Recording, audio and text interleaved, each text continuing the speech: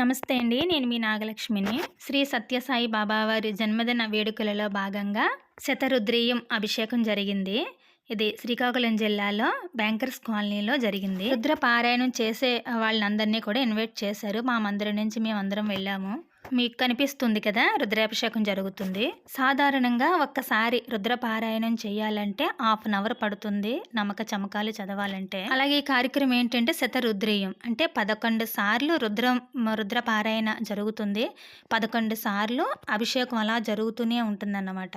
ఉదయం 7 గంటలకల్లా స్టార్ట్ అయింది. మధ్యాహ్నం 2 అయ్యే వరకు అభిషేకం జరుగుతూనే ఉంది. మమ్మల్ని రుద్ర పారాయణ చేయడానికి ఇన్వైట్ చేశారు. ఇక్కడికి వచ్చిన మహిళలందరూ కూడా పారాయణ చేయడానికి వచ్చిన వాళ్ళే. ఒక 4, 5 పంతులు ఉన్నారు. వాళ్ళతో పాటు ఇక్కడికి వచ్చిన మహిళలందరూ కూడా 50 మంది వరకు ఉంటారు. వాళ్ళందరూ కూడా మధ్యాహ్నం వరకు పఠనం చేస్తూనే ఉన్నారండి.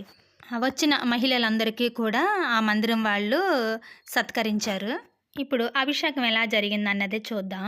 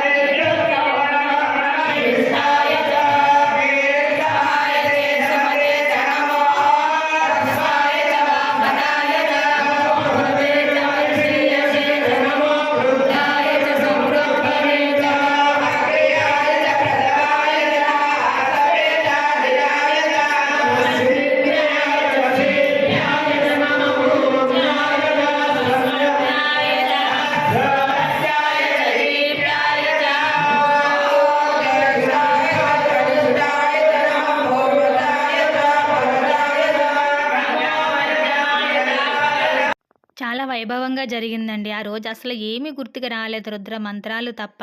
ఆ స్వామి అనుగ్రహం మనందరి మీద ఉండాలని కోరుకుందాం.